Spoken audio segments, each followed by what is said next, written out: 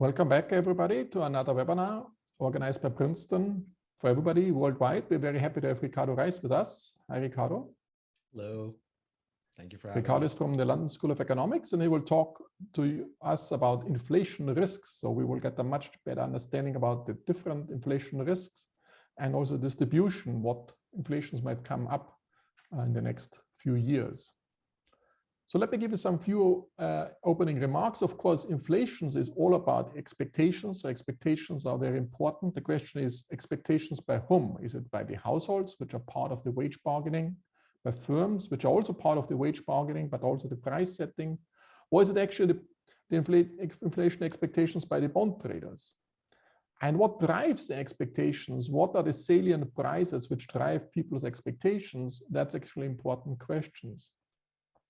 These are important questions. So in my book, I outlined this inflation whipsaw, where I said, okay, in the COVID crisis, beginning of the COVID crisis, you saw this huge drop in the inflation, and then it went up significantly again, and now we are at record heights. So this is a 5-year break-even point calculated from the inflation from implied by the treasuries, US treasuries, compared to the TIPS, the Treasury inflation protected securities. And you can see this decline and the bounce back, radical bounce back at record height nowadays.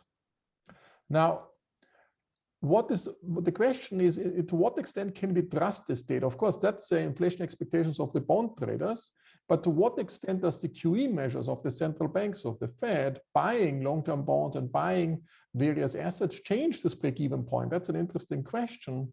So it could be that, if the Fed is buying much more nominal bonds and pushes the yield down of the nominal bonds, compared how many real bonds they buy, how many TIPS they buy, they push down the yield of the real bonds down less, that might distort actually its break-even point as well. So it's an interesting question to figure out whether these, QE activities or purchases by the central banks actually is distorting this price signal. So the price signals might not be so valid anymore. And it is also interesting to figure out, and Ricardo will talk a lot about options and inflation options and swaption markets, to what extent they're also affected by that and how we can correct for these effects. Now, if you want to understand inflation anchor, you have to understand how people perceive whether that's a temporary phenomenon, then it will go back. Is inflation anchored or not? And here what I depict here is not the bond traders, but the households and inflation expectations from a survey conducted by the New York Fed. And you can see also that actually the expectations went out significantly. So typically they're much higher than 2%. What's the inflation target? They are typically higher. People expect higher inflation, but it significantly went up recently in the last few months.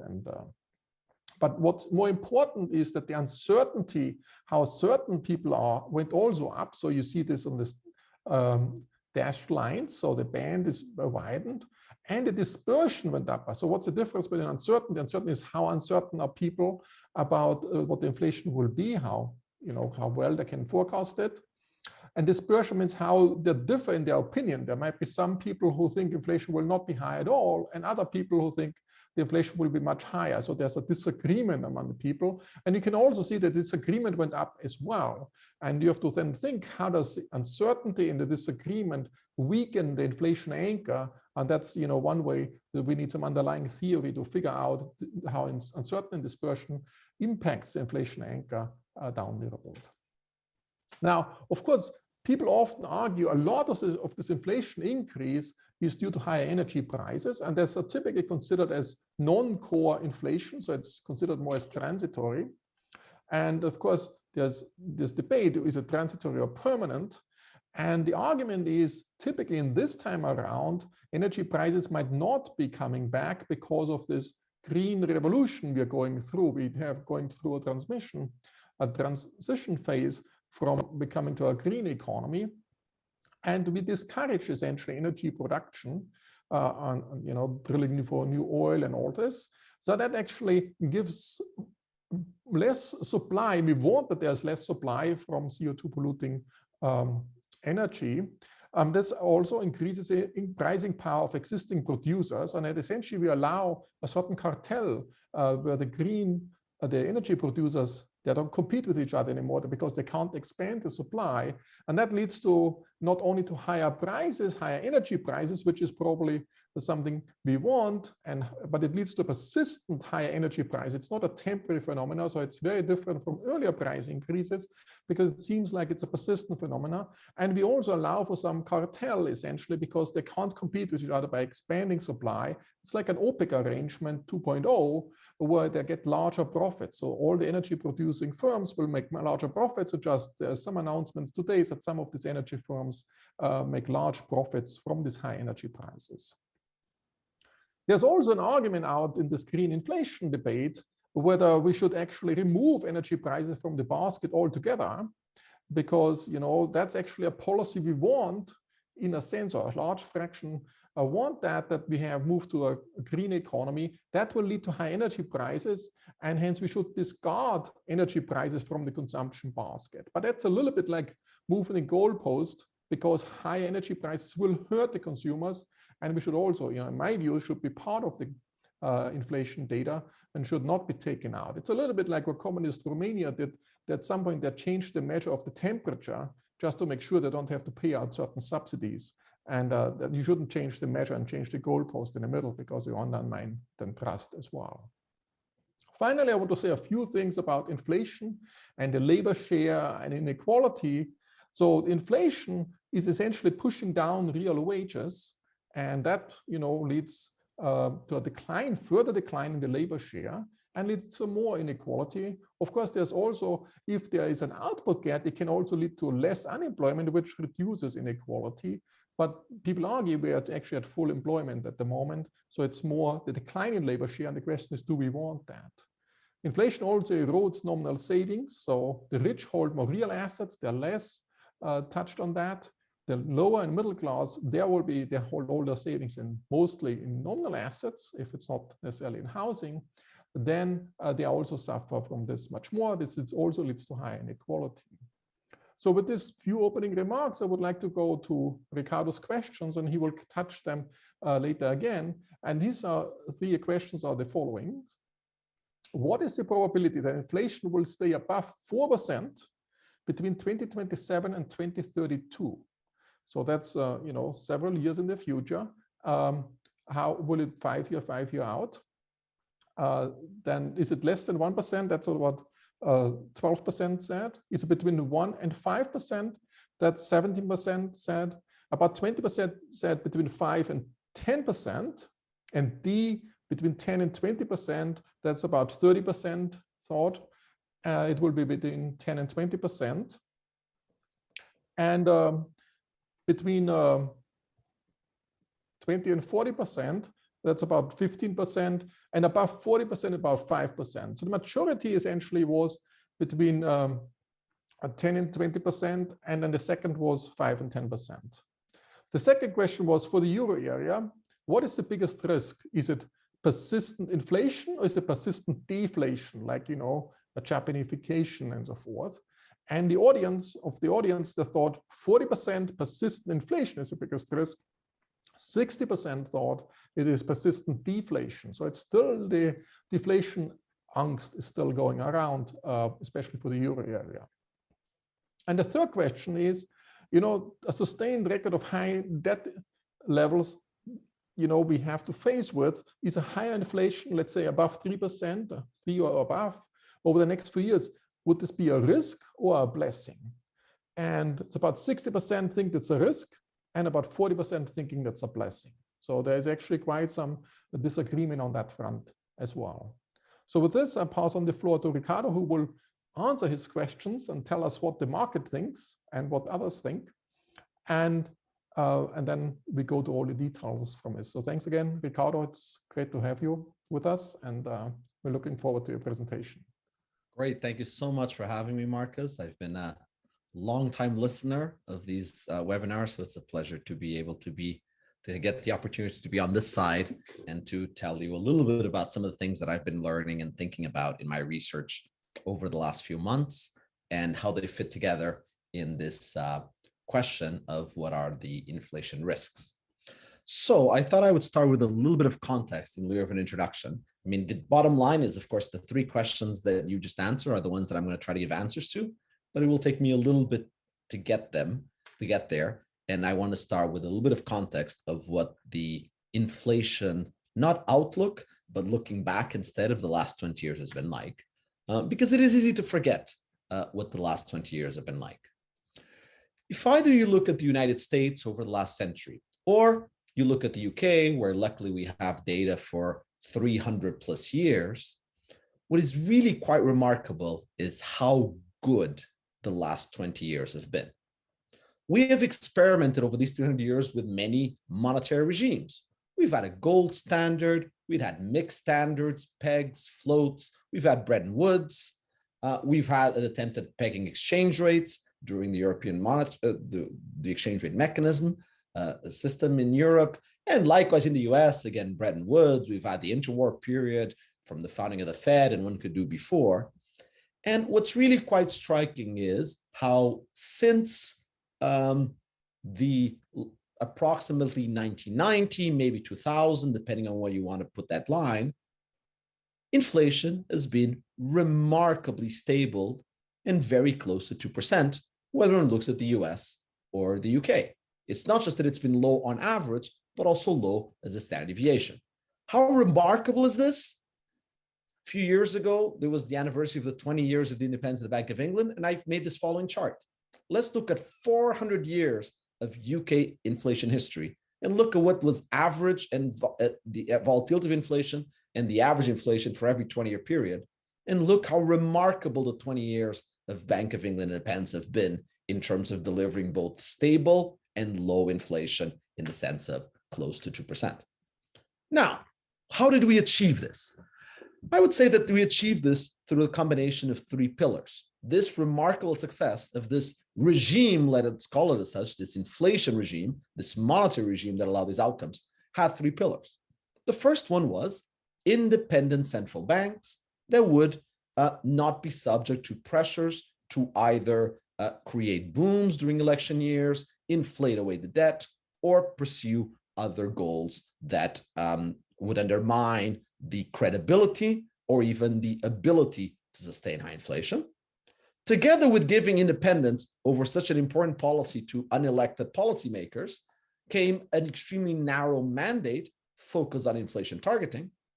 And finally, thirdly, it was the use of the short-term interest rate as the main tool of monetary policy, set in a very transparent and predictable way with remarkable amount of communication, and even if not following a rule, not straying too far from what would come out of models and others in order to achieve this outcome.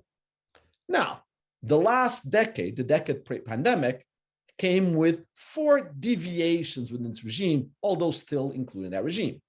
First, the fall in low equilibrium real interest rates, colorfully often called R star, led to central banks using not just short-term interest rates, but also trying to very actively affect longer-term interest rates in order to keep inflation under control. And this is what sometimes called the going long policy, and that combines forward guidance, quantitative easing, and others.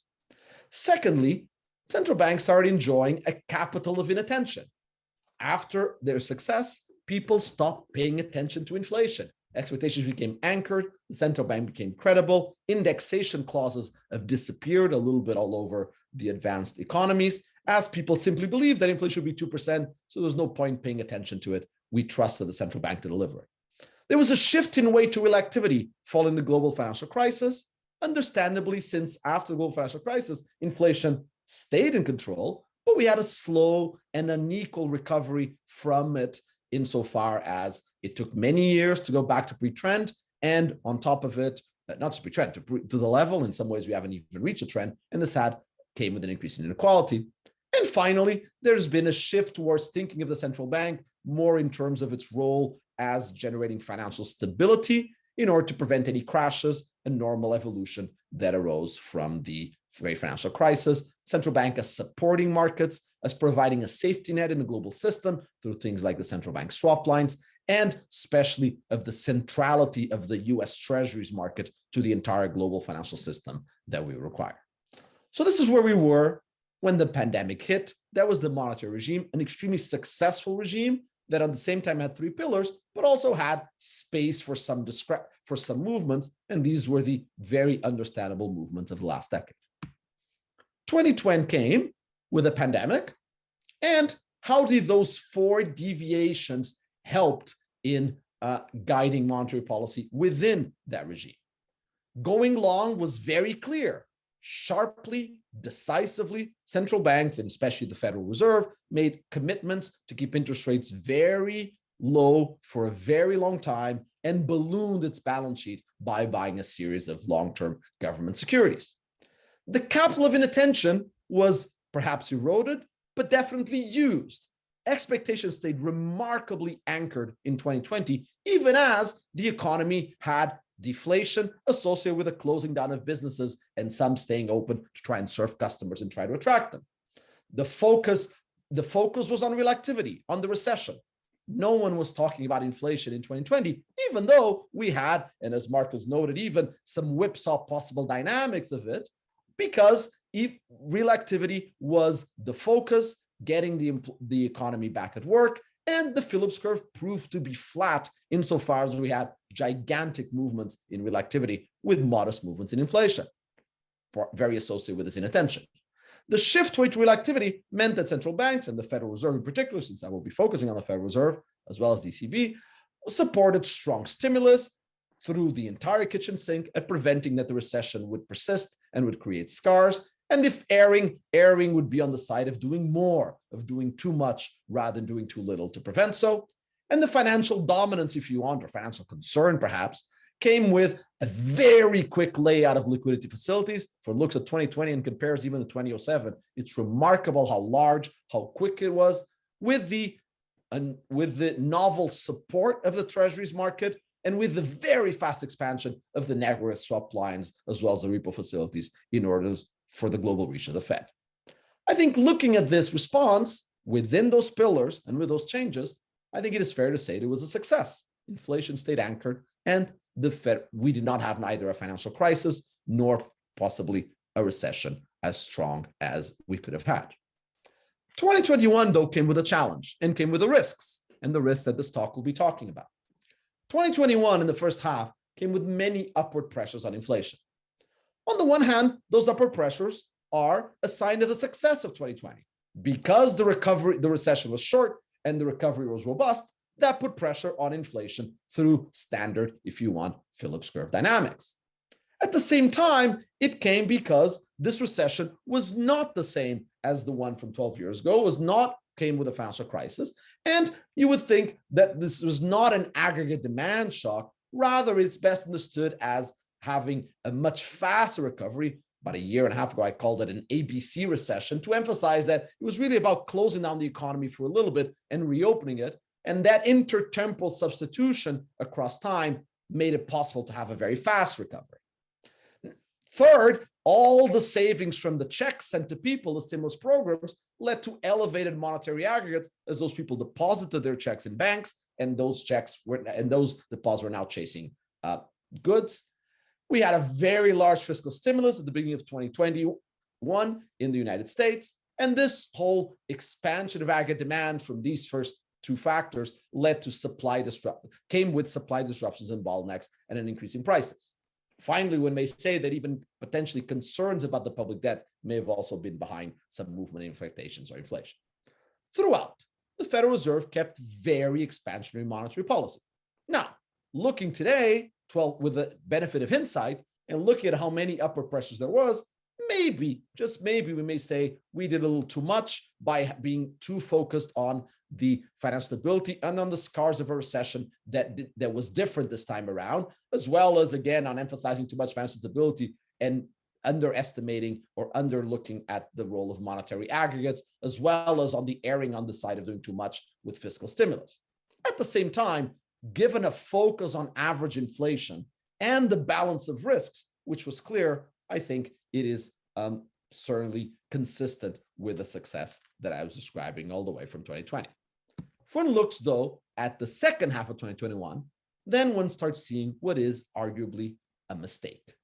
And I have I have come to think about this regime as, which is very well exemplified by the always landmark Jackson Hole speech by Chair Powell by the Fed towards the end of the summer, which is quite remarkable if one goes and reads it now, because it's a very, very strong defense of how inflation is not going to go up, which now, of course, with the benefit of insight, seems to clearly have been off the mark. Where the data was mixed, the Federal Reserve was seeing the roses, but not the gray areas. Why? Why is it that in the second half, the Federal Reserve embraced the no pasa nada, for nothing's going on, when it came to inflation in the United States? Maybe it was groupthink. With the pandemic, it also meant that the Federal Reserve didn't have as many visitors like Markus coming in and out and questioning its assumptions. Maybe it was a focus on the last battle, on the 2010 battle, and trying to think that it was the same when in fact it was quite different, as I argued. Maybe it was too much of a fear of causing any financial crisis, and that any change in any tightening of policy would have some bad impacts on the financial sector. Or maybe it was just the polarization of public debate in the United States, reflecting itself and affecting also debate on monetary policy. And you started having people calling themselves Team X or Team Y in replacement for a colder look at the data. Or maybe it was just the political balance of the time. And maybe, just maybe, it was just bad luck. Maybe just the bad shocks came in and this was no forecasting error, but rather that. Still, it was clearly I would say, with the benefit of insight, a mistake. Inflation was rising. And again, in July 2021, looking at the blue and the red line, measures of inflation, the Fed was saying, no, not much is going on. Measurement of inflation is hard. One needs to extract pure inflation that takes out relative prices, because that's what's monetary policy. That's what changing the value of the dollar is.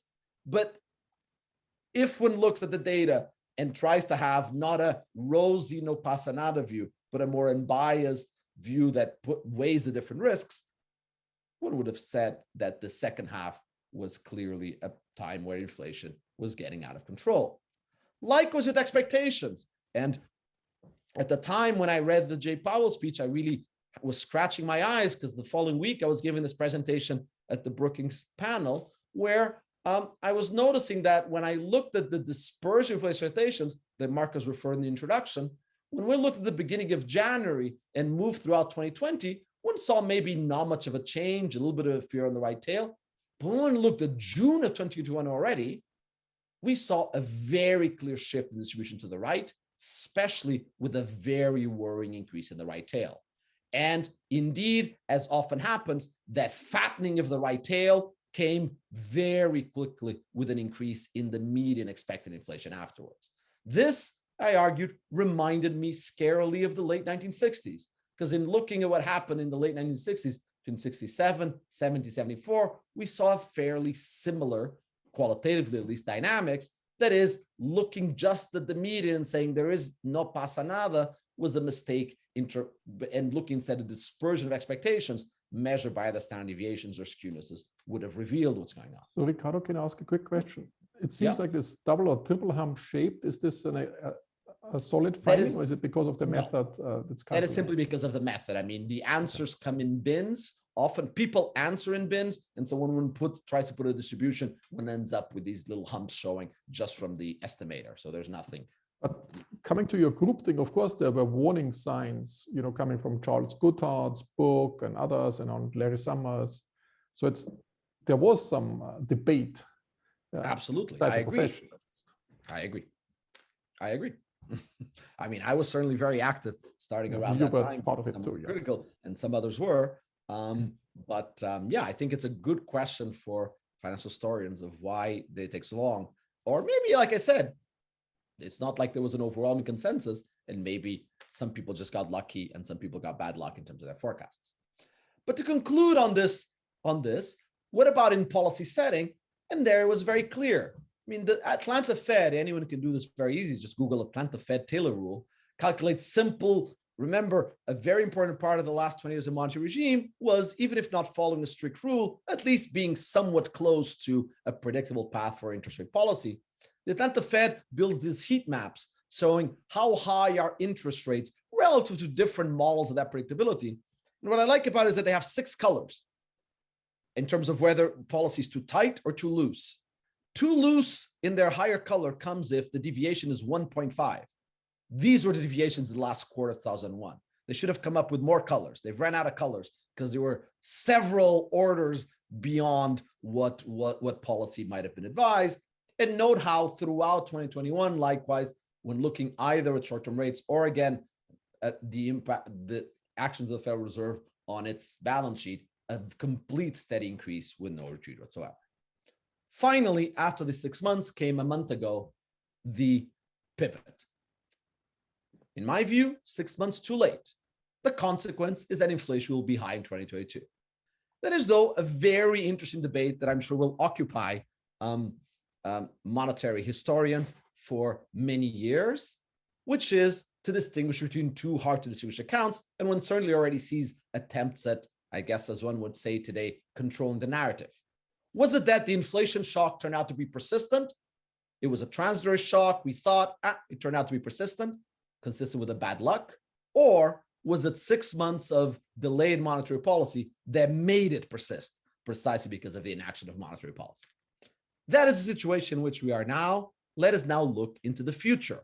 And it was important to go through this overview, not just of the regime, but also of the changes in those. The regime was really not challenged in 2020. The regime was challenged in the last 6 months. That was a deviation from the regime, a short-lived one, and hopefully a short-lived one that doesn't come with more consequences. But what are then the risks beyond now? Ricardo, can I just ask, because you refer, of course, the Fed has changed the monetary policy regime, moving to a flexible average inflation targeting and also putting more weight on the unemployment. Is this an Atlanta Fed that does not include this change? Is this the new or after August 2020 regime? So in terms of how I define the regime in a very broad sense, in terms of these three pillars, the changes the Fed has done are still within that regime as I defined it here. Yes. Of course, one can make a narrower, more sharp definition regime. And in that case, certainly there was some change. So that's the first point, and that's what I meant by the regime in that context. And note how, again, these changes, these responses that I did fit within that regime, although they would not fit into other regimes.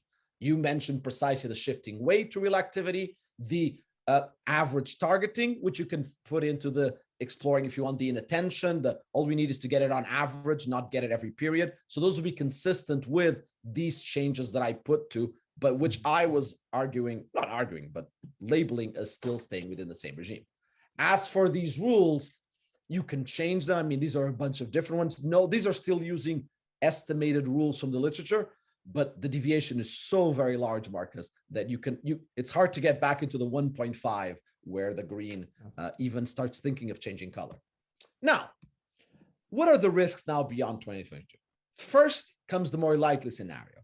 And luckily here, I don't have to spend too much time in this forum, because the more likely scenario is the one that was presented in this same place, I think 1 week ago, or maybe 6 days ago, when Alan Blinder went through the history of the Federal Reserve and reminded us, certainly reminded me, of how remarkably successful the institution has been in the past at engineering soft landings. That is, at coming from situations such as the one where we're here, where inflation risk is elevated, and being able to set just the right path and the right path of tightening of policy in a way that means that we end up with, as I said, high inflation for 2022 is already a lost cause, but then at least by 2023 and 24, it would have been stabilizing. If that is what happens, and I do, perhaps very much influenced by Alan Blinder's presentation, think that that may well be the more likely scenario, then the mistake of 22H2 will likely be forgotten or discussed only academically. There is a second scenario, though, and actually even a third scenario. There's three. The second scenario is instead that, and here I go back to again this paper I gave with Brookings, which is very much focused on this. And since I mentioned Alan here in agreement, I'll mention him in disagreement, so you can read his discussion for a slightly different perspective. It is, to me, reminds me a lot of the scenario of what happened in the late 1960s in the United States. In the late 1960s, inflation, the green line here, after 15 years of remarkable stability, started accelerating. The Federal Reserve raised interest rates modestly with a delay. You can do the regression in your head. Blue on green coefficient was definitely less than 1. and indeed reverted it very quickly as soon as inflation would come down, for it was very worried that not much would happen to unemployment. Then finally, in 1969, the Federal Reserve got scared about the inflation, raised interest rates finally sharply, and the result of spending 3 years delaying was a recession in 1970, the 1969-70 recessions. The reason why I was reminded of this is that, like so many other macroeconomists, I have come to rely on the seminal work of Christina and David Romer, identifying when do we see exogenous monetary policy shocks, when do we see monetary policy really tightening in very sharp ways. And one of the mains of those was the 69 one. That is, that after it let expectations drift, the Federal Reserve hit the brakes too late and caused a recession that, if we look back now in time, was in some ways really the mistake of 65, 68, a needless recession.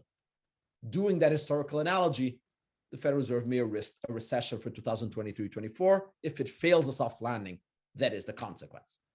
But there is a third scenario, which instead of being what is most likely, instead of being the danger, I will call the panic. And going back to the 1960s, it's of course that after that unanchoring, some bad shocks happened. The oil shock, certainly, the end of Bretton Woods, and we ended up with unanchored, a very high inflation for not a decade, but almost a decade throughout the 1970s. Let us call this an inflation disaster. And note that that inflation disaster comes, I love the speech by Arthur Burns, where guess what? He starts talking about psychological environments and defending wage and price controls in order as a policy to stop that, a policy that turned out to be not successful at all. And note also that it was the drifting of the anchor before the oil shocks that actually led to the high inflation. It was then that indexation of wage contracts spread. It was the mistake that came after and that led to the disaster. So the question I want to ask now is, what is the likelihood that we have that inflation disaster? I think this is the most likely. Look at Alan Blinder's talk for what to argue this. I think this is a real danger, a normal danger, a mistake danger. But I want to spend the next 10 minutes on this third scenario. To what extent do we have a disaster on the way? Ricardo, can I ask? Philip Hartman asked a question when you, in the earlier part, when you said, or looking at the Taylor rule, all the red lights lighting up. He said, shouldn't you use the inflation forecast rather than the current inflation to apply Taylor rule and say, oh, and of course you can make a mistake in the inflation forecast this way, but how would you respond to this? First of all, I would disagree, but I think Philip would agree as well with saying you should use the inflation forecast. You may use the inflation forecast. That's one version of the Taylor rule and one that is certainly defensible. Then when looking at those forecasts, depends. Philip, if you want to plug in the people's forecast, here's what it is. It's at 5% in the United States. So no, you're not going to get a very different answer. If you're going to look at the Federal Reserve's forecast of where things are going in the next 3 years, then sure, you're still green, but not as darkly green. This is certainly a point, and this is a point that I think Markus made effectively in the introduction, a point of great uncertainty about inflation. And so in that sense, I worry about that point being another version of the no pasa nada. Yes, there are versions of the Taylor rule where there's nothing. You can see only roses, but you can also see a lot of green, depending on some other measures. And one should not, and one has to look at all. So let me ask you another question concerning when the Fed makes a forecast, do they implicitly assume the anchor is not breaking? Well, first of all, I think you have to ask the Federal Reserve that, not me. But it would be strange if they did. I mean, if the anchor breaks, you're admitting that you have failed. You have admitted that you've lost the monetary policy regime. That would be a strange assumption to make. So I think the Fed absolutely should be assuming that it keeps the inflation anchor. Now, what is then the likelihood of inflation disaster? One way to look at this is to look at a version of a picture that Markus showed. He showed the 5-year expected inflation from break-evens. Let me show instead the 5-year. Why? Because Markus, when he showed the 0 to 5 years, well, much of that may just be transitory. Transitory, as I told you, well, it will last at least a couple of years or a year and a half. That will be contaminated by those fluctuations. So let's look instead at the 5-year. Why? Because in 5 years, even the varying definitions of what transitory means that we've seen in the last few months, I think most would agree that that's not transitory anymore by 2027. And by averaging over the following 5 years, from today's perspective, 27 to 32, we are averaging enough such that it's not just 1 year. Now, if you look at that five-year rate, Markus noted you also see a whipsaw movement here, an increase, but at the same time, you see a relative stability in this. You say no big concern. But this does not answer the question I asked. What is the likelihood of an inflation disaster? To answer that question, I recently released a paper with Jens Ilscher and Reviv asking precisely what I think is the relevant question for that third scenario. What is the current market perceived probability, so that I can build a counterpart to this, that the probability there will be a disaster, which I'm gonna interpret as I put in the questions, that in the questions on the poll, that average inflation will be on average above 4% between 5 years and 10 years from now. You can build this also for inflation below 0% between 5 years and 10 years from now. There will be a low inflation disaster as opposed to a high inflation disaster. And can we build a counterpart to this picture that looks at that? Note that if you want to ask this question, you may, as Markus alluded to in the introduction, look at surveys of households. That is a very legitimate way of doing it. A second way of doing it would be, let's look at empirical distributions of inflation and calculate inflation at risk from things like quantile regressions. And there's great work being done by many people, David Lopez-Salido, Philip Andrade, and many others trying to do that. A third way would be build a model and say if your model predicts an inflation disaster or not. I'm going to take this fourth approach, all of which are hopefully complementary, to see what do the markets think, what is being expected now from here. And the way to do it is to use option prices. Why? Because option prices are precisely when traders reveal what they think about the options. Think about a very simple world in which inflation was normal in 2020. And then there are three possibilities. We may end up with staying normal, very, very likely. With a somewhat small probability, we end up with moderately high inflation. And with a really small probability, we have a disaster inflation. What does an option that pays $1 if you have a disaster period one sell for? Well, the price of that option is the probability that we got that disaster, PD. Oh, sorry about that N. That's a typo. Discounted by the stochastic discount factor, the marginal utility of consumption in that state of the world. And finally, that because that pays you $1, what you really care about is the unit of consumptions that you can build. So you have to divide by the gross inflation rate, or if inflation is in logs, take the expectation of minus pi d. From this, one can build, and indeed one can, with a Bloomberg terminal, one can build a particular probability. Why? Because these A's are going to add up to the inverse of the interest rate across all states. Why? Because buying each of these for each of the three states would give you $1 for sure tomorrow. As a result, that's the same as the nominal interest rate. So if you multiply this by the nominal interest rate, you end up with something that's positive and adds to 1. Oh, sorry, it doesn't add to the interest rate. Adds to 1 once you've multiplied by x by 1. That is a certain conventional way of doing things. For instance, the Minneapolis Fed has for some years in its website been reporting these N probabilities. How does one measure them? One looks at data from inflation options with different strike prices, measures sensitivity, and does that. However, these sadly do not answer our question as well. And they do not answer it for three important reasons. First, if I do this for the 5-year or 10-year options, I don't get my 5-year. And it's important to get a 5-year. Why? Because either you're going to be contaminated by the transitory, or you're going to be contaminated by the fact that sluggish inflation is sluggish even in entering a disaster. PM is much bigger than PD.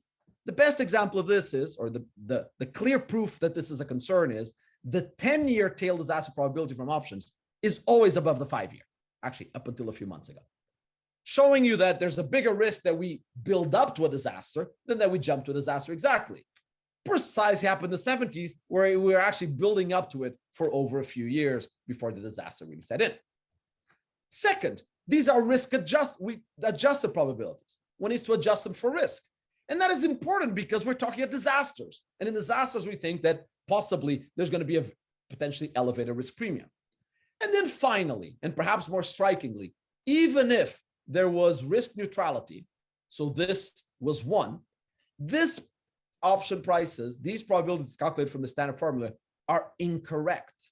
And they're incorrect because the option that pays you $1 is not an Arrow-Debreu security. That pays you 1 unit of consumption. But 1 unit of consumption is worth less when there's, sorry, $1 is worth less in consumption when inflation is high. Let me show you what those adjustments matter. When the option pays $1, that dollar is worth less. Because of that, the option is less valuable than a naive researcher might think. The traders are going to pay a lower price for it, and therefore you will severely understate the probability when you look at the tails over long horizons. So this is me creating, or Jens Hilscher and Alon Raviv, showing you some of the distributions once you just do this adjustment. And these are quite different by a factors of 1.3 on the right tail, in fact, 0.6 on the left tail, relative to the ones that people would traditionally may show you from. So Ricardo, can I ask? So, but the two effects go in the opposite direction. If you go in a disaster, the marginal utility is higher, but the extra dollar is worth less. No. Let me tell you about the three adjustments. Adjustment number one is that this one pushes up or the probabilities on high inflation and pushes down those of deflation because of what's worth more. I'll tell about the risk in the next slide, Mark. Okay. What do we see in the distributions if all you do is that adjustment? So these are still risk-adjusted distributions. What one sees is the amazing success of the Federal Reserve in the last 10 years. Starting from out of the global financial crisis in the blue line with quite a bit of upside risk and some downside risk, the Federal Reserve, before the pandemic, had anchored expectations with a much lower standard deviation, very little tail risk, very sharply close to 2%, 2% plus a risk premium, a quite remarkable success. At the same time, one sees in 2020-21 a drift of these distributions to the right, something that I will be talking about much more so. What about the second adjustment, the one that Markus noted? In a high inflation time, then marginal utilities are going to be high, inflation is going to be overstated. Well, we use the technologies and the tools developed for output disasters in the literature that Robert Barrow has spearheaded over the last 12 years to do the same for inflation disasters. And you end up indeed, Markus, with an adjustment that for high inflation is significant. Risk premium inflation that, unlike the usual 0.2 calculated literature, are 0.5. At the same time, though, and very interestingly, the inflation risk premium for low inflation, deflation, is actually quite small. Why is that? Because historically, in the last 130 years, we've often had deflations without any recession or inflation very low. And finally comes a third adjustment for the persistence of inflation, and where, well, in the interest of time, I'll go fast here. Well, let me just jump the results, but you have to adjust for the persistence, both the fall in stochastic volatility of inflation, the green line, but also the persistence of it. So Ricardo, can I ask with all of those adjustments, let me show you the cake, the cherry and the cake, because all this work was to show this one picture, and then we can question it, which is, what is then the probability of a high inflation disaster? The question in your poll. Here it is for the United States. I'll talk about the Eurozone in the next 7 minutes. So let's just focus on the blue line. I'll come back to the red line after. What is quite remarkable, that probability, if I had extended this all the way to 2010, was always around 0, basically. And you probably want to ignore this point because this is when markets were closed and it's just 1 month. What is quite striking is how, starting in 2021, there's been a dramatic drift of this probability of an inflation disaster. In your poll, it was 29% of the people thought that it was between 10 and 20%. The median, they turn out to be right or not right. This is what market traders in the options say as of November. They're pointing to a probability of 17%. That is, in a sense, I would say a shockingly high, because five-year, in a sense, this is a measure of the credibility of your inflation regime. At the same time, far from inevitably high. But that is the answer to the first question. People, I was surprised. If before I did this work, I would not have said 10, 20%. Let's think through what this means. This is a 17% probability of, in 5 years, we'll have something like the 1970s. I would think this is much, that this should be and was much, much lower. Good point. Time for question, Markus. Sorry. Next, I'll talk about the Eurozone and then about the cost of it. Just methodologically, so when you talk about inflation disaster, you always assign it with the big decline in GDP because the marginal utility is very high. Indeed. But I can also imagine an inflation disaster where, there's high pressure on the economy and the GDP is doing fine. Do you distinguish between the two? Absolutely. So the big part of calculating this risk premium is precisely realize that some inflation disasters come with output disasters and some do not. And that is why the adjustments for inflation risk premium, Markus, are much lower than the equity risk premium adjustments in the Barrow, Gabex, Liao, and many others literature. And that is part of what the work does. So these are much lower because inflation is not as risky, both because the correlation, the two key inputs here are the joint probability you have both an inflation and output disaster, as well as by how much output falls, which again, in some inflation disasters, output falls little. So there are some questions from the audience by Charles Steindl and Gao Zhao. They would like to know in the 70s, if you were to do this for the 70s, when it's either productivity. I only have inflation option. The inflation options market starts in 2007. Yeah, yes. So that's sorry to interrupt, but that one's immediate. But essentially, the question is more contrasting supply shocks versus demand shocks or productivity shocks, making a huge difference. I would say on the supply versus demand shocks, no, this is 5 years ahead. I at least subscribe to the view taught to me by my many monetary teachers over the year, that if you look at a long horizon, ultimately inflation is about monetary policy. Supply shocks, even the way you phrase that question, Markus, supply shocks, demand shocks. After 5 years, the shock should have died out. And that's precisely why I want to focus on this 5 year, and why I did all this work of trying to get the 5 year, and adjusting for the horizon. I was wondering whether you can use the correlation between the bond and the stock market to figure out what the market thinks about whether we face in the future demand or supply shocks. One could, absolutely. And there's great work by Carolyn Fugler, is the one that I think I've read more recently, and others who tries to do precisely that work. The other thing I would like to throw at you is, this option market is fairly illiquid. Do you take care of some liquidity problems? Yes. It must be a huge challenge. It is. First of all, the inflation options market is not that illiquid. We're starting here in 2010. You can argue on 2010, but it became relatively relevant, meaning it's traded.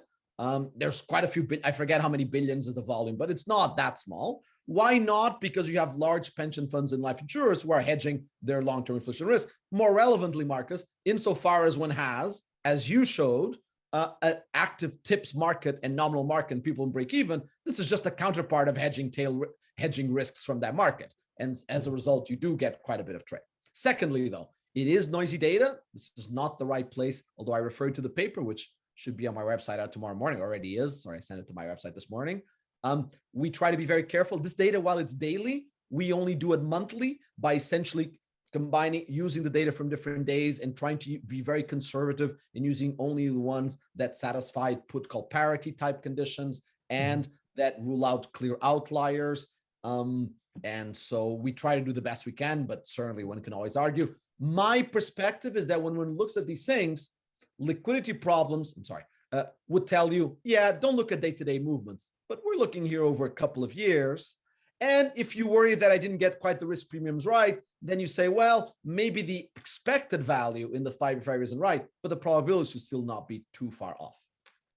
So let's talk about the euro area. So there's one intervention by Enrico Berotti. He says, supply shocks can be long lasting if, going back to Charles Goodhart's thing that there might be long lasting supply shocks coming from the globalization or lack of globalization or climate change and stuff like that. Absolutely. But in the long run, you would think that any long run supply shock, and therefore once we get to the long run, it's stopping as a shock, stops being something we predicted, would be offset by a change in monetary policy that would be consistent with this. And therefore, and as a result, ultimately, if it is that long run, then it becomes predictable, and then monetary policy can adjust to it in order to keep inflation on target. Let's talk about the euro area, because it's actually quite interesting how different it is. Oh, I already gave it away. It's different. Well, you already saw it's different. First of all, nothing like what we've seen in the US in the last 12 months. But let me elaborate a little more. In the euro area, we had a great challenge in 2013, 14, 16, which was that between 2013 and 14, we went from the blue to the red line, and I'm showing you already like the outputs of our paper with Hilscher and Raviv. We had this shift of the median to the left, a fall in the 5 year rate, because after all, this was always anchored by the 5 year, which was at the time one of the arguments for why QE had to be started in order to re-anchor. Looking at these distributions, what's quite striking, and doing the right adjustments at the tails that I told you need to do, it's quite striking is how, in some ways, we failed in the sense that the distribution, or we succeeded in eliminating high inflation risk, but it became an anchor distribution now at a much lower level. Something that has been already very argued, and notably led to the mission review of DCB of trying to re-anchor within the regime, shift the regime to re-anchor green lines further to the right. But the pandemic target was not 2% at that time. Absolutely. That's what I mean. So now the change in regime precisely to try to, let's not say re-anchor, change the anchor and put an anchor that's closer to 2%. Yeah. What happened with the pandemic? We saw very qualitatively similar to the US, a shift to the right, although only by November, which is the last data point I have, did it finally cross 2%. So in some ways, not necessarily still a anchoring at the new anchor, okay? But here is, though, what is more striking about the euro area.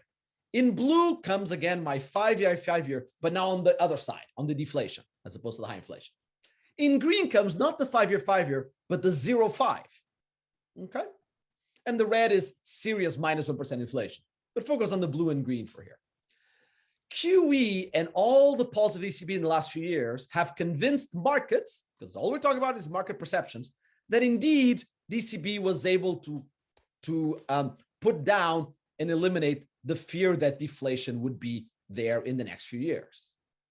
But it reduced the deflation trap of the next, the deflation risk the last few years. But the risk that we will be stuck in a deflation trap in the five-year horizon remained high, and if anything, continued to be elevated, including throughout 2021. I don't even show you the US one, because in the US, it's essentially been a flat line since 2013 or 14. That is, and this leads to the second question in the poll, turns out that in the euro area, according to market option prices, the fear is not that ECB is going to let inflation go out of control. There's a bigger fear that we will be stuck in a deflation trap. In other words, that the euro area's challenge, according again to the perceptions of these inflation risks, is somewhere caught between the US in 2021 and Japan in 2001. On the one hand, there's upwards pressures on inflation. Even if they are small, even if we had a smaller increase, it's much more driven by energy and less broad base, started from a lower point, and there was a desire to move inflation relative to the previous 5 years, change the anchor to 2%. So while there's a similar danger of being too slow, there's still not a mistake in the sense that there was in the last 6 months of the Federal Reserve. At the same time, though, there's a downward pressure inflation like Japan in, not 2011, but 2001. A strategy review affirming a desire to average 2%, but at the same time, as soon as we cross it, potentially a much too swift tighten. That's what happened in Japan 20 years ago, and expectations that stays anchored at 0 to 1% for 2 decades. That is, the ECB's challenge is a bigger one in some regards, because it has both this deflation trap perception in markets that seems to be there in spite of strategy reviews and others, while at the same time having the same risk as the United States. And I would add also an institutional weakness of having fragmented public debt markets, a lack of a European safe asset, like for instance, the sovereign-backed securities that Markus Brunnermeier has proposed for a few years. And as a result, an extremely difficult challenge for the ECB in controlling these two-sided risks. So your poll said 60% deflation, 40% inflation, or something like that. In some ways, your audience is, your audience was spot on in terms of at least, my views, and in terms of putting a higher level of deflation, that is certainly what the markets are saying. Questions on that? If not, I'm going to go to the last part. Okay, let me go to the last part, which is, let me make a final point in the remaining 5 to 10 minutes of this seminar, having answered your question on inflation risks, but going at least from the perceptions of markets. Let's talk about, but is this so bad? What's wrong with the little about to what extent are these numbers affected what assets the ECB is buying? Or if you buy mostly nominal bonds and not inflation protected bonds, you distort the whole price signal. Absolutely. And it will also feed into the swap in the options market too. It's absolutely the case that the intervention of central banks in these markets has consequences that must spread, even if only through no arbitrage conditions, to all of these signals. I would say, so that's absolutely the case, and that is important. We can argue to what extent how distorted they are or not, insofar as ultimately you are making bets in markets and you want to be right or you want to be wrong. No, sorry, you don't want to be wrong. You want to be right. Sorry. Certainly. Can you put another correction factor? So just looking at data, how many nominal bonds the ECB buys and how many TIPS bonds the ECB buys, and then there's another somehow correction factor coming up. I don't know how to do that. Maybe I don't know how to do it, but maybe I don't know how to do it because you have to measure the distortion. And like I was saying, what I know of is an active debate in literature on how much that distortion is there or not. And you're asking me for relative distortions across two asset classes that may be different between the Eurozone and the US. So that's two differences relative to a level that I don't know quite how to estimate. So maybe, yes, but maybe. But it might be a big, so it distorts the price signals, and the ECB could even manipulate it, the price signal, to make it look in her favor in a sense. Could be. I'm not saying that I would do that, but no, I cannot rule that out. I cannot rule that out. I think that's the right thing to say. Absolutely. Okay. What's wrong with a literal inflation? Let me give you just one perspective. I think it is fair to say that economists still struggle with what are the costs of inflation. I think I even struggled with the last slide of Markus's introduction, where he said, oh, the rich have real assets and therefore they suffer less with inflation. Consistent with a view that also gets quoted a lot, that is that inflation is the cruelest tax. That is, it's the poor that suffer more. But of course, the research that economists have done on this, and probably the most important paper that still stands that people refer, is a great paper by Matthias Dobke and Martin Schneider, which finds exactly the opposite, that the rich are the ones that lose with inflation and the middle class win. So at least the state of the literature in terms of estimates is exactly the opposite, which I think is just a reflection of what Markus was hinting at, which is we don't quite understand this, but they very likely have differential effects. Which direction is less clear. Now, but let me focus more on one perspective, which is one perspective that I care about because it's another topic of my research interests. Public debt has been growing remarkably for at least 40 years, certainly the last 20 years, across the US, advanced economies, and emerging markets. How is that possible? How have we been able to sustain this? Well, we have sustained this in spite of having almost no surpluses, a continuation of deficits, and no expected deficits, through the remarkable feature that interest rates on the debt have been well below the marginal part of capital in the economy. In other words, that bondholders or investors have been able to lend to the US government, the European governments, and others, charging a very low interest rate relative to the opportunity cost that they would have to invest in the economy, or alternatively, that governments have benefited from borrowing at very low rates and potentially getting high returns from public investments. That has led to what I have called a debt revenue term. The debt has been sustained by some specialness of debt in providing some flow that allows this debt to be sustained.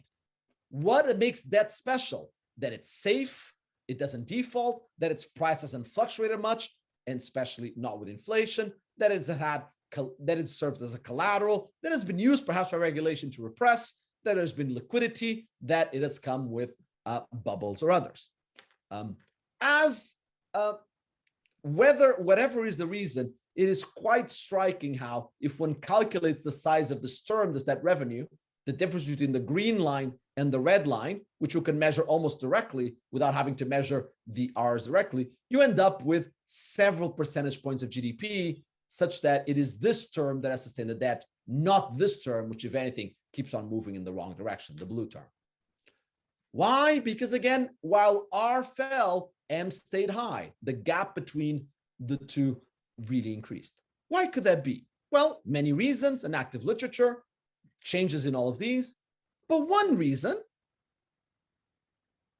is that perhaps it is not a coincidence, going back to the beginning of my talk, this is also the 20 years of stable inflation.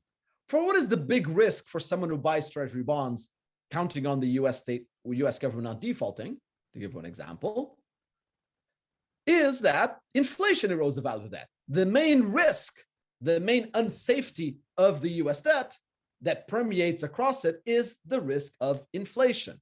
It is perhaps not a coincidence that the successful monetary regime, the most successful monetary regime we've had in 400 years, is also the regime that has come with a remarkable amount of debt revenues, special debt, sustain the public debt.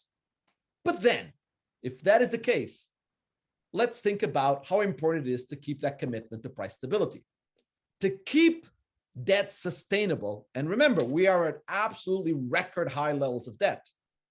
If we want to sustain them the way we did in the last 20 years, maybe we want to do it somewhere else. Maybe we want to run large surpluses, tax the hell out of the populations, cut spending, and have massive austerity. But if we want to do it through the special of the debt, then maybe, or not maybe, then I would argue the commitment to price stability is as or more important than ever. Why?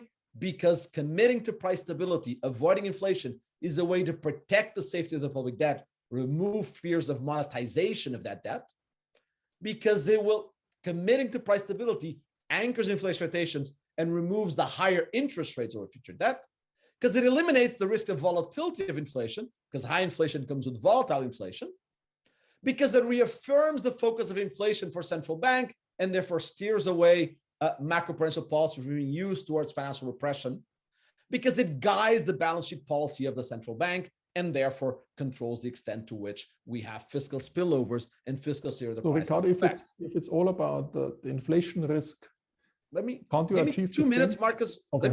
Let me conclude, because I need 2 minutes just to conclude the argument, and then I'll take questions. I'll conclude in less than 2 minutes. And so the price stability commitment is, in my view, actually from the perspective of sustaining this high debt and thinking how we sustained the last 20 years is actually more important than ever. Inflation disasters would be very dangerous, for that stability. Is this a risk or a benefit? But wait, doesn't inflation help to pay for the debt? Indeed, in 2021, debt as a ratio of GDP in the US fell. And why did it fall? Because some of it was the result of the high inflation that we had. Yes, but you can only do so very temporarily because of the unexpected nature of inflation in the last 6 to 12 months.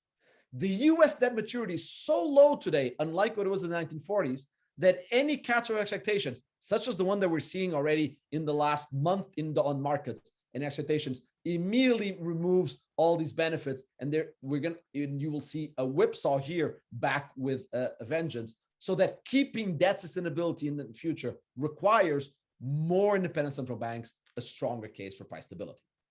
Oh, do you want me to conclude and then do questions, or do questions on this part, Markus? I have one question on that part, because if I take your argument seriously, and I very much agree, the commitment to price stability, but if it's only about inflation risk in order to get cheap government funding, you can always issue TIPS, you can issue inflation protected bonds, and you can then in theory forget price stability and just say I fund my debt with TIPS. I cannot do inflation taxes, but I can at least get the low interest rate from the TIPS market. What would you say to that?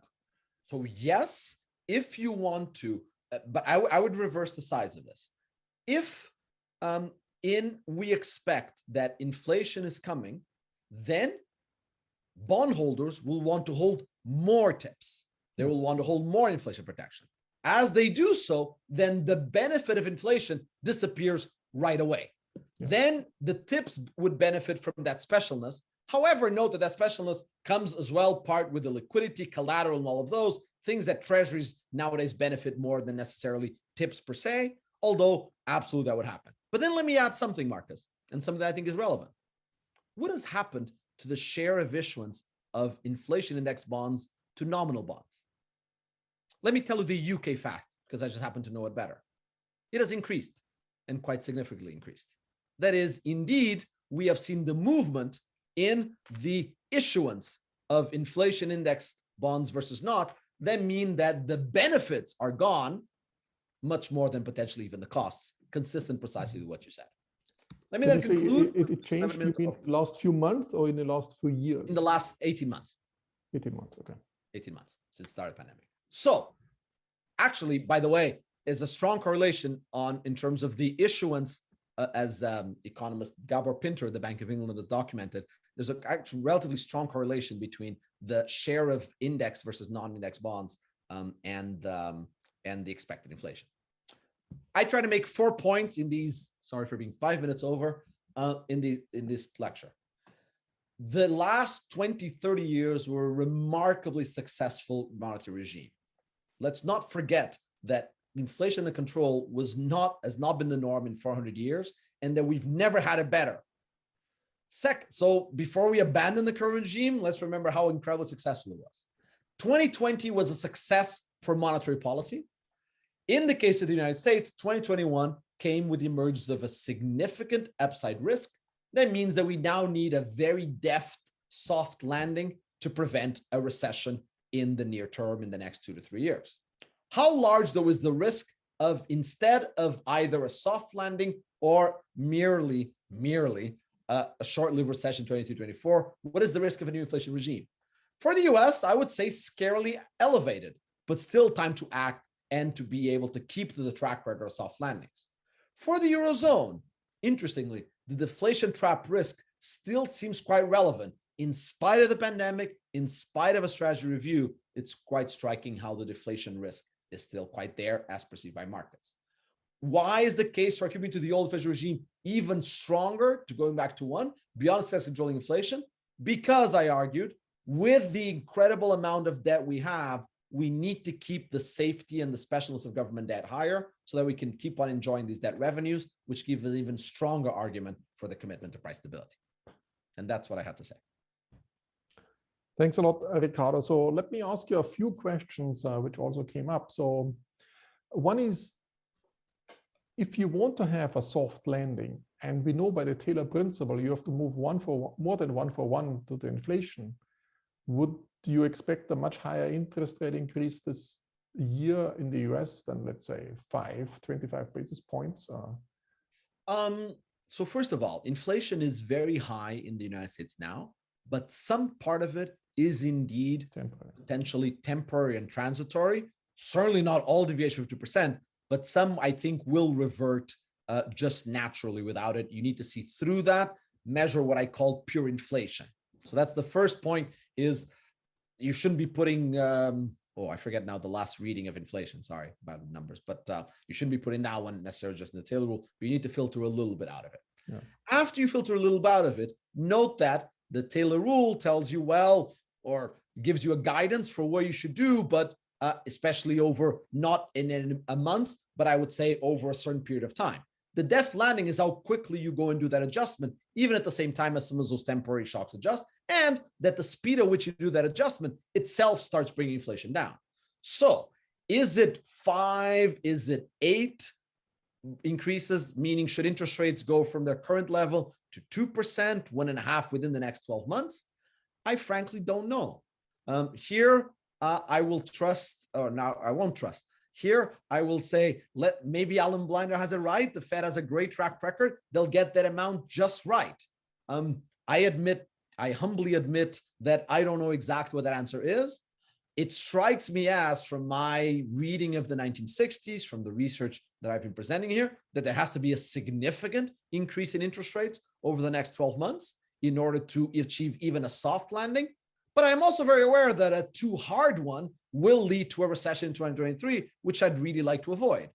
Getting that pace and size right is exactly where the deftness, the agility comes, because it has to be very data dependent over the next 12 months, neither too much nor too little, certainly more than was being said 4 months ago, as much as is being expected right now, maybe more. Sorry. Okay, so let me conclude with a question that Robert Owen was asking. I interpreted a little bit more broadly about global interdependence. So is there somehow a global groupthink among the central bank community? So if I compare it with the 70s, you see that, the Fed was moving in one direction, but the Bundesbank was really going in the opposite direction, the different schools battling it out. Do we see different movements that, that some parts of the world moves in that direction, the other parts of the world move in a different direction? Or do everybody has the same model in mind, the same framework in mind, and they're all pushing in the same direction, they're just copying each other with a certain lag because the US is 3 months ahead of Europe? Or where do you see the global planner? Would you assign that everybody's doing the same thing, is following the same rule book, essentially? Or do you think the last 20 years were so successful, we have now really a good rule book, we should not experiment and try out different things? It's a great question for which I don't have a definite answer, but so I'll give you 3 answers instead that are informative in different ways.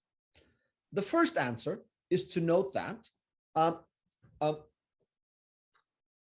the research of several people. I'm remembering now Silvia Miranda Agrippino and Elaine Ray and others, noting that today, relative to the 1970s and other times, we have very interconnected financial economies, such that risks, such as the risk of high inflation disasters, which ultimately feed into financial risks, will spread and propagate across what Sylvia, Helen, and others have called the global financial cycle. And therefore, there is a reason for why these risks come together in some ways and in those ways. And so as a result, yes, there is a good fundamental reason for there to be not groupthink, but simply a spread of the inflation risks across borders.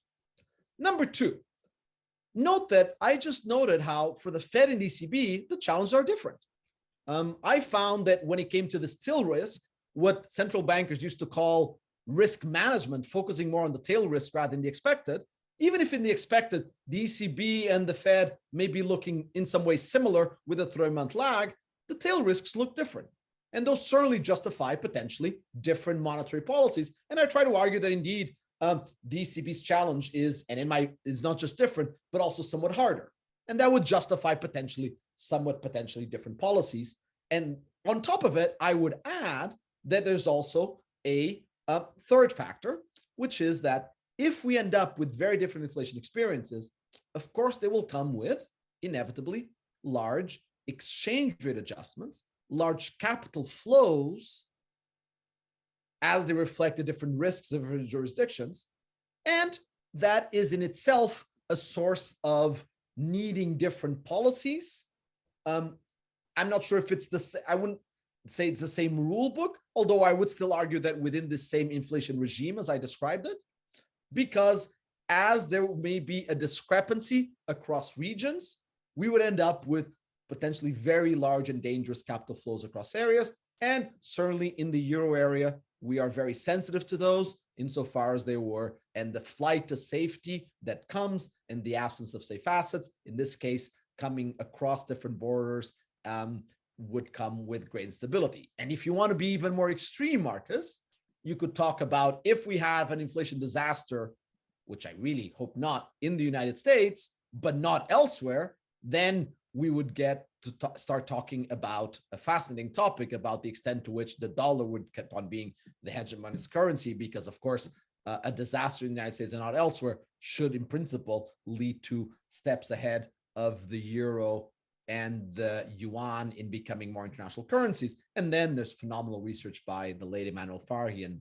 especially by Matteo Maggiore and many others, are noting how that world can end up being a very dangerous one, the one where the world, or unstable one, and certainly an inflation disaster in the US that didn't happen elsewhere would be one of those fundamentals that could lead to that change in the global financial system.